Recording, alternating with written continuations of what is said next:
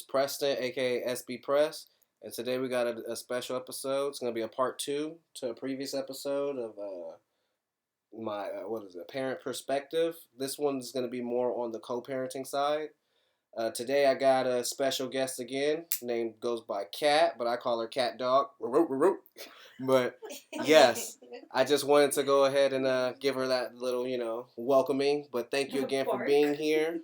Thank you again. Well, I was gonna meow then, bark, but thanks again for being here. And I just wanted to break the ice that way. Thank you.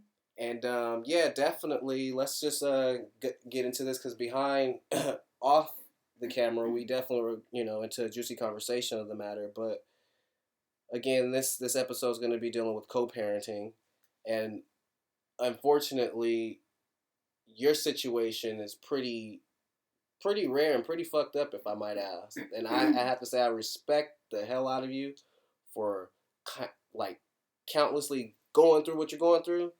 But again, let's just go ahead and start with how did your situation come about? You becoming a co-parent, which means you were in a relationship went sour, you and that individual are no longer together anymore. How did that happen? So I became a co-parent not by choice. At this point, it's been a little over like 3 years. Um, like I said, it wasn't my choice to be a co-parent. To my knowledge, at that point, like I was in a serious committed relationship, but it was one-sided, I guess, to say the least. Yeah, the situation caught you by surprise. You know what I mean? Yeah. So yeah, that's how it came about, and it's been hard. It's been a hard situation. Like it's a lot to adjust to, and not only for the grown-ups, but also for the kids. Mainly for the kids. Um, they took it the hardest. So that's also hard for both the parents. Not just myself, but I'm sure it was hard for him as well. Now, with you saying it being hard with you guys, do you guys at least try to make the communication between the two easier to where it's easier for the kids? Or is the communication pretty vague and gray with you and him? At this very point, like it's good. I would say it's all right. If we can rate it like from a 1 to 10, I would say it's a 5. It's Could be better. Glad it's not It could worse. be better, yeah, but it's not as bad as it's been in the past. At the beginning, yeah, like we just couldn't agree on anything. Like everything was a disagreement. Everything was difficult, like way more difficult than it needed to be. But over time, it's improved. But it's also been where it improves and then it kind of goes back to it takes steps back, I guess you could say. Back to sour grapes. So it's frustrating at times, but for the moment it's good. I can't really complain. Do you guys ever have disagreements as far as disciplining the kids or academics and stuff like that? Like, how do you guys come to a common agreement on how you guys are gonna co-parent the kids as far as discipline in school? There's no agreement.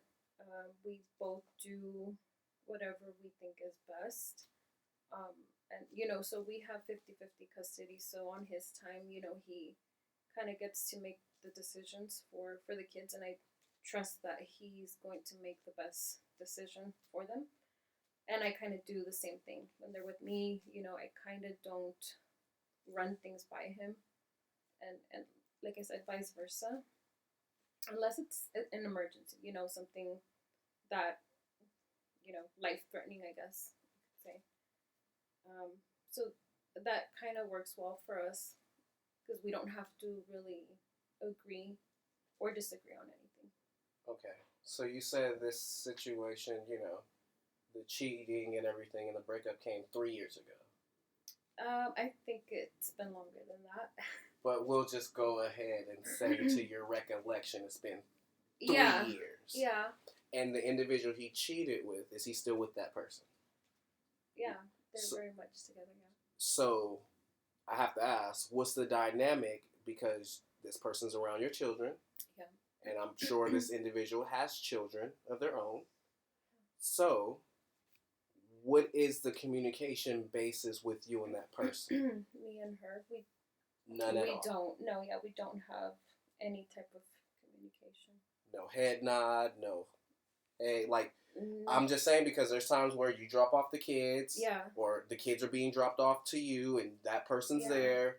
Like, you gotta give me an insight on, like, what is that like? Because I know it can be very awkward based on your position. Yeah. I'm sure at some point in time you're looking like, not even like, oh dang, like that over me. It's just like, dang, really?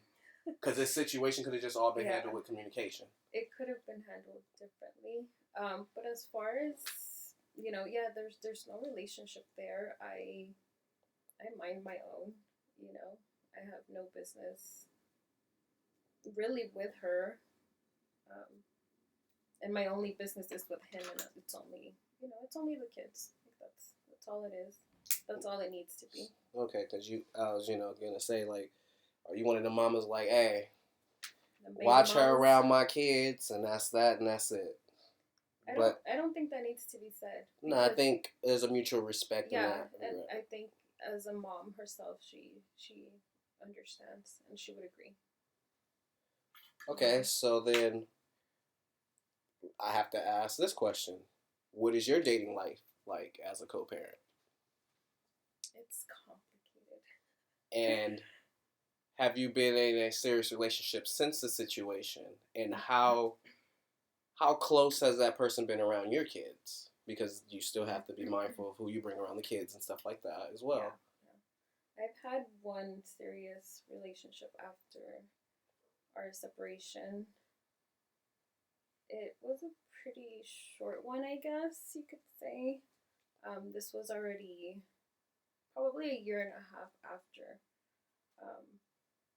But it was, I don't know, it moved very quickly, in my opinion, where there was times where I kind of felt like pressured to take the next step into the relationship. To kind of like be more like serious, I guess. Yeah, I guess. Like now looking back, I kind of feel like it was on his part, him trying to kind of like secure his spot, if that makes sense. He was kind of like, well, I want to meet your kids, I want to meet your parents, like, just moving very, very quickly. So I don't know if it's that or. I mean, I guess I don't know. I can see why you would have like you'll be hesitant and have doubt in that situation based on what you just went through with the father and kids. Exactly. So of course, just kind of like it would be kind of taboo to kind of like bring somebody around who you're still having kind of mixed emotions and feelings about and still unclear about.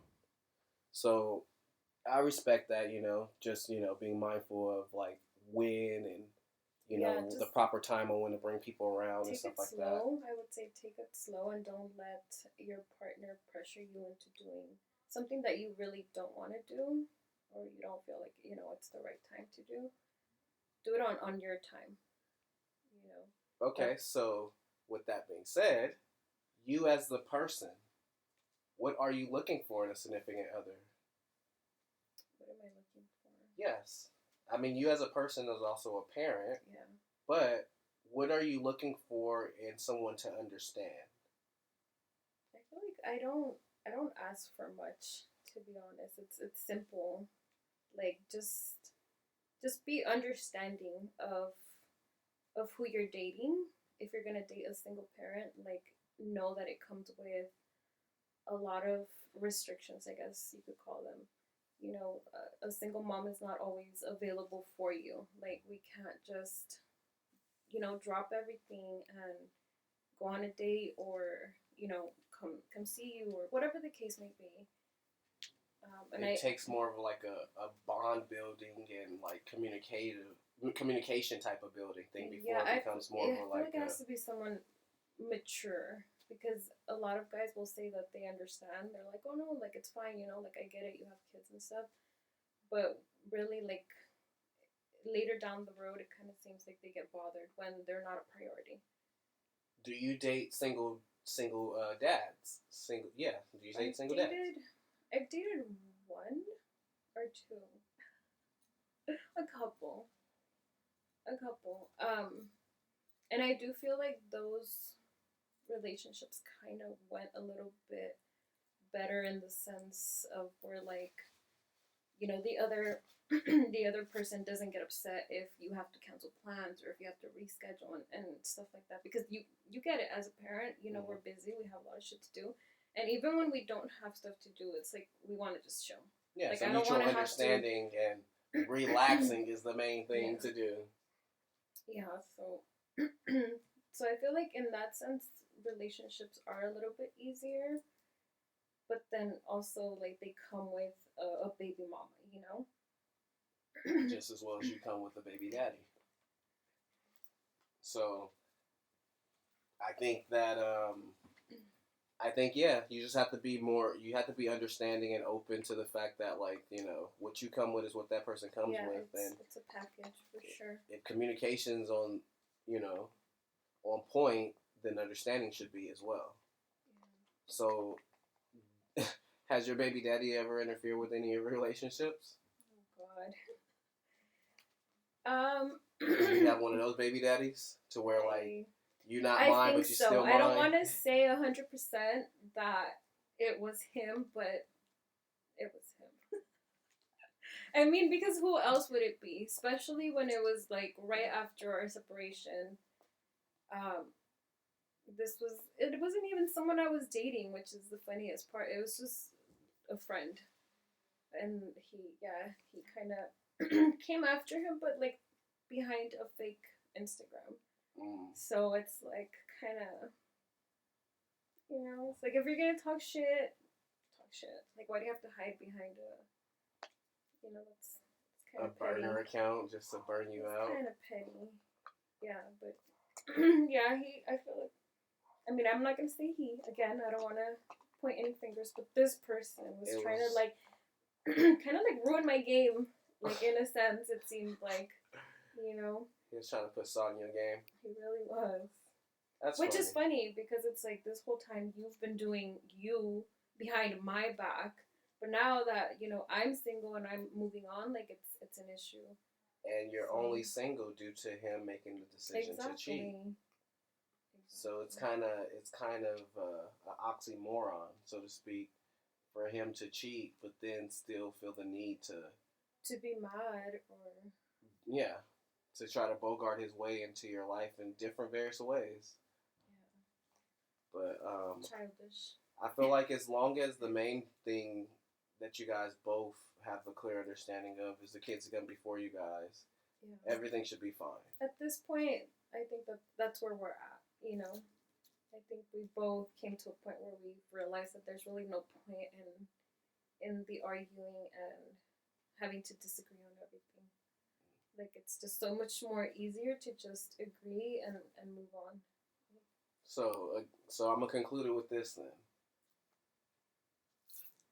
Knowing what you know now, if you had to do it all again, would you? Would I do it again? Yeah, I think so. You go through the ups and downs.